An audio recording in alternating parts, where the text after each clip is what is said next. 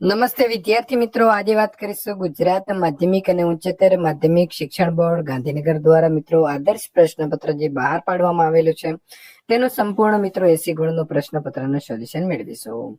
વિભાગ એની વાત કરીએ તો પ્રથમ આપણી માતૃભાષાની અંદર એટલે કે ગુજરાતી ભાષાની અંદર અનુવાદ કરીશું. તો અનુવાદ જોઈએ તો કસ્મિચિત વનમાં ખરનખર નામનો સિંહ રહેતો હતો. તે ક્યારેક અહીં ત્યાં ભટકતો હતો, પરંતુ ભૂખ્યાનો ત્રાસ સહન કરતા તેને કોઈ ખોરાક મળતો ન હતો. ત્યારબાદ સૂર્યાસ્ત સમયે તેણે એક મોટી ગુફા જોઈ. તેણે વિચાર્યું, ખરેખર આ ગુફામાં રાત્રે કોઈ પ્રાણી અવશ્ય આવે છે, તેથી હું અહીં છુપાઈને રાહ જોઉં. અથવા તો બીજો ફકરો આપણને અહીં આપ્યો છે અને તેમાં વિદ્યાર્થી મિત્રો આપણને તેનો અનુવાદ જે છે તે પણ અહીં આપી દીધું છે. અનુવાદમાં ભૂલ છે તો ભૂલને આપણે સુધારી અને ફરીથી અનુવાદ લખીશું. ખેડૂત ઘરડો અને મરણ પથારીએ પડેલો હતો. તેની બાજુમાં રહેતો તેનો પુત્ર તે ખેડૂતને કહે છે, પિતાજી, આજે માર્ગમાં મને પૈસાની થેલી મળી. તેને જોતા મને ખુશી થઈ. તેનાથી મારી ગરીબાઈ દૂર થશે. એમ વિચારીને પૈસાની થેલી લેવા માટે મેં હાથ લંબાવ્યો, પણ ત્યારે જ મને આપનો આ ઉપદેશ સાંભળ્યો. બીજાના ધનનો સ્વીકાર કરવો એ આપણા કુળની પરંપરા નથી. આથી મેં તે પૈસાની થેલીનો ત્યાં જ ત્યાગ કર્યો. ત્યાર પછી નીચે આપેલા પ્રશ્નોના સંસ્કૃતમાં વિકલ્પ સાચો શોધીને જવાબ લખવાનો છે. પ્રભાત કાલે વાયસઃ કમ અપશ્યત, તો આવશે વ્યાધમ એટલે કે બી.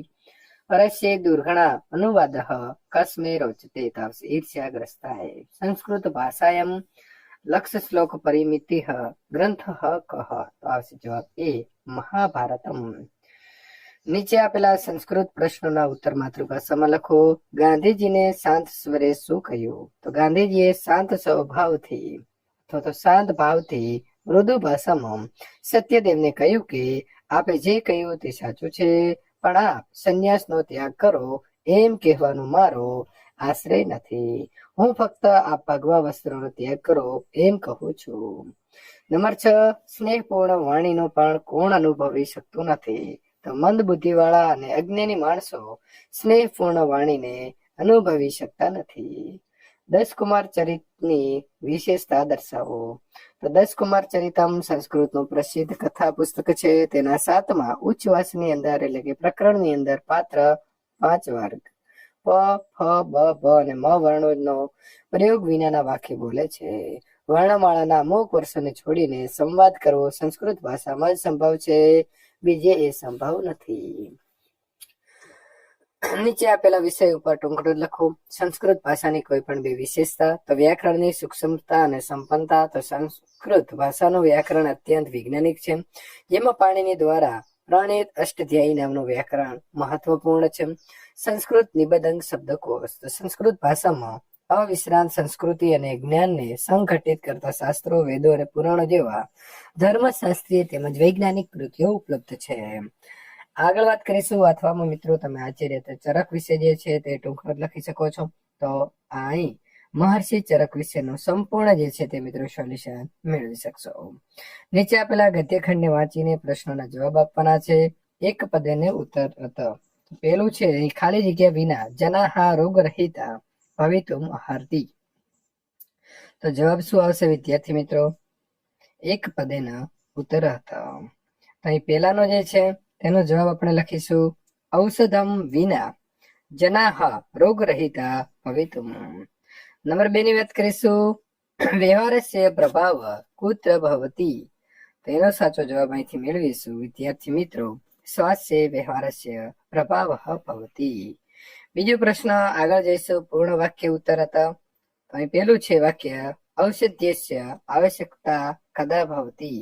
તો સાચો જવાબ મિત્રો અહીં આવશે યથા રોગઃ શરીરે પ્રવિષ્ટઃ ભવતિ તથા ઔષધ્યસ્ય આવશ્યકતા ભવતિ.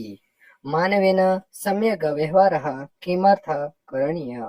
સાચો જવાબ શું આવશે? માનવેન સમ્યક વ્યવહારઃ તેન શરીરે રોગસ્ય પ્રવેશઃ એવ ન ભવતિ ઇત્યર્થ કरणीय. વિભાગ બી ની વાત કરીશું. તો અહીં આપેલા શ્લોકનો અનુવાદ કરવાનો છે અને અનુવાદમાં ભૂલ છે તો એ ભૂલ આપણે દૂર કરવાની છે. તો સાચો અનુવાદ આ પ્રકારે આવશે. સૌભાગ્યવતી સ્ત્રીઓમાં કોણ શાંત છે? સીતા કેવ રાજા ગુણોમાં ઉત્તમ છે? રામ વિદ્વાનો વડે કોણ સદા વંતનીય છે? તો વિદ્યા અહીં જ કહેવાયું છે પણ તે જણાતું નથી. અથવા અહીં જે આપણને વિદ્યાર્થી મિત્રો અનુવાદ આપ્યો છે અને તેમાં શબ્દ ખૂટે છે તે લખીશું. તો કા સીમંતીન શું, તો પેલી ખાલી જગ્યા છે તેમાં આવશે શાંતા.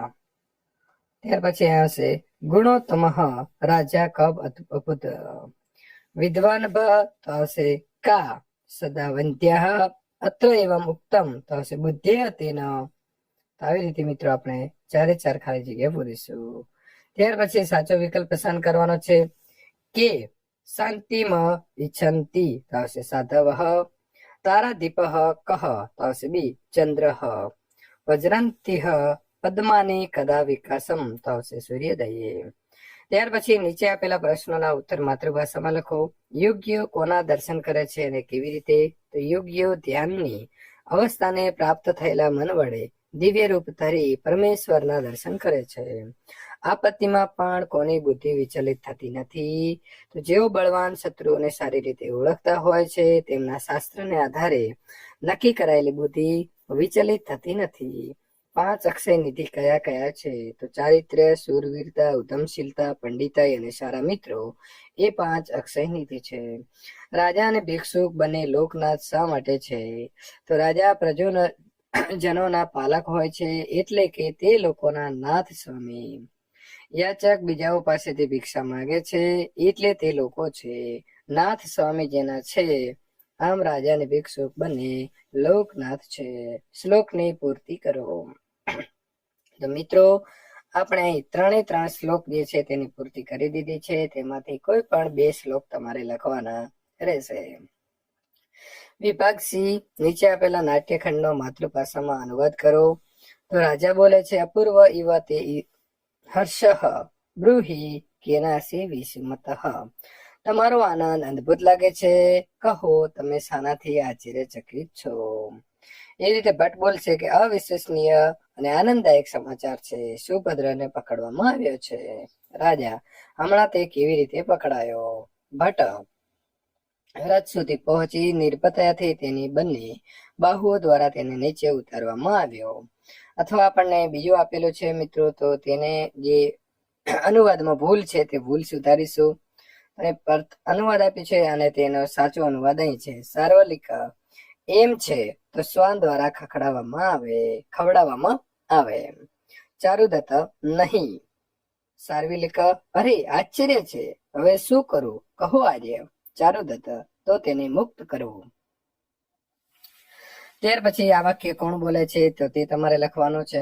મહારાજ નિકટે ગંતુમ ઈચ્છામિ તો આવશે સંન્યાસી. અહમ ઘટ પંડિત અસ્મિ તો આવશે સકાર. તહિર અહમ વૃષ્ટિ ભવિષ્યામિ તો યોગ. ત્યાર પછી નીચે આપેલા પ્રશ્નોના ઉત્તર માતૃભાષામાં આપવાના છે.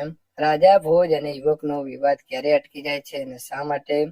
તેનો જવાબ વિદ્યાર્થી મિત્રો અહીંથી લખી શકશો. સંન્યાસી કોને કોને રોકવાની ના પાડે છે તેનો પણ અહીં આપણે જવાબ લખી શકીશું. શસ્ત્રને વિશે ભીમનો શું મત છે તેનો પણ જવાબ આપણે આપી દીધો છે. નીચે આપેલા વિષય ઉપર ટૂંક નોંધ લખો. તો રાજા ભોજ, તેનો સંપૂર્ણ વિદ્યાર્થી મિત્રો આપણે ટૂંક નોંધ લખી છે. દ્વારપાળની પ્રમાણિકતા, એનો પણ સંપૂર્ણ જવાબ અહીંથી મળી રહેશે. રાજકુમાર અભિમન્યુ, તો એનો પણ જવાબ આપી દીધો છે. કૌંસમાં આપેલા પદોનો ઉપયોગ કરીને વાક્ય બનાવો. તો વિષ્ણુ ગરુડ પર સવાર હોય છે. તો વિષ્ણુ ગરુડારૂઢ ભૂ ય શરણાગત વત્સલ સર્વે પંપચમ રક્ષતિ. તું તો દ્વારપાળ છે. ઈસુમદ તું દ્વારિક અસ્તિ. યહ રાજમહાલસ્ય દ્વારમ રક્ષતિ. હું અભિમન્યુ છું. અસ્મદ અભિમન્યુ અસ્મિન યુદ્ધે અપરાજિત શ્યામ. વિભાગ ડી, નીચે આપેલા શબ્દને સમાનાર્થી શબ્દ લખવાનો છે.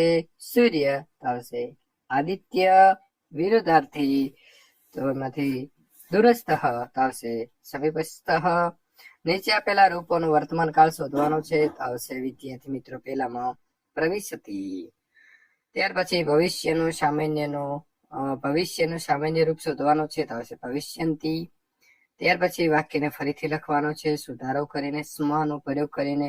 તો પઠન પઠનમ ચ ભવતી સમમ. ત્યાર પછી પુલ્લિંગ શબ્દ શોધવાનો છે, તો જીવ. સ્ત્રીલિંગ તો આવશે પ્રકૃતિ. નપુંસકલિંગ તો આવશે આનનમ. દ્વિતીય એક વચનનું રૂપ શોધવાનું છે, તો આવશે જ્ઞાનેન અને વિદ્યામ. ત્યાર પછી અવયવ પદ ચિત્વા રિક્ત સ્થાનમ પૂરયત. તો મમ સમીપમ અત્ર આગચ્છ. ત્યાર પછી કુદંતનો પ્રકાર, તો આગંતુ તો આવશે હેત્વર્થ કુદંત.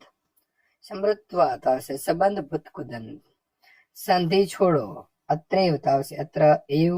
સંધિ જોડો તો સંતિ થી તો આવશે સંતિથી. સૂર્ય સમાસનો પ્રકાર તો તત્પુરુષ છે. વિદ્યાર્થી મિત્રો, એ જ પ્રકારે વિભાગીને આપણે પ્રથમ અહીં કથા અનુક્રમ પ્રમાણે વાક્ય ગોઠવવાના છીએ, તો CADB પ્રમાણે ગોઠવીશું. ત્યાર પછી સાચો જવાબ શોધીને લખવાનો છે. તો જવાબ વિદ્યાર્થી મિત્રો પહેલામાં એક પદેન ઉત્તરત. તો એક પદેન ઉત્તરત જે છે એમાં સાચો જવાબ એ આવે છે. એટલે કે ખાલી જગ્યામાં પૂરીશું મયુરઃ સુંદરઃ વિહગ. બીજો પ્રશ્ન છે, મયુરઃ કસ્ય વાહનમ અસ્તિ. તો આવશે સરસ્વત્યા. ત્યાર પછી પૂર્ણ વાક્ય કરવાનું છે, મયુરસ્ય પુચ્છમ કીદૃશમ. તો આવશે મયુરસ્ય પુચ્છમ મનોહરમ અસ્તિ. મયુરઃ કદા હર્ષેણ નૃત્યતિ. તો મયુરઃ વર્ષાસુ ઘનાન ગર્જન શ્રીયતે તદા હર્ષેણ નૃત્યતિ. કર્તા ને કૃતિ સાથે જોડવાના છે. મહાકવિ કાલિદાસ તો આવશે ઋતુસંહાર. આચાર્ય ચરક તો આવશે ચરક સંહિતા. પંડિત વિષ્ણુ શર્મા તો આવશે પંચતંત્ર. ત્યાર પછી અહીં રેખાંકિત કરેલા પદોને સુધારીને લખીશું. ત્યાર પછી વિદ્યાર્થી મિત્રો શ્લોકને માતૃભાષામાં અનુવાદ કરી અર્થ વિસ્તાર કરવાનો છે. તો સંપૂર્ણ મિત્રો આપણે અહીં પ્રથમ તેનો અનુવાદ અને અર્થ વિસ્તાર આપી દીધા છે બંને શ્લોકોનો. તો આમાંથી જોઈ અને તમે લખી શકો છો. અહીં આપણે તેનો જે બોધ છે એ બોધ પણ આપી દીધો છે. આ પ્રકારના બીજા વિષયના પેપર સોલ્યુશન મેળવવા માટે અહીં આપેલી એન્ડ સ્ક્રીન ઉપર ક્લિક કરી શકો.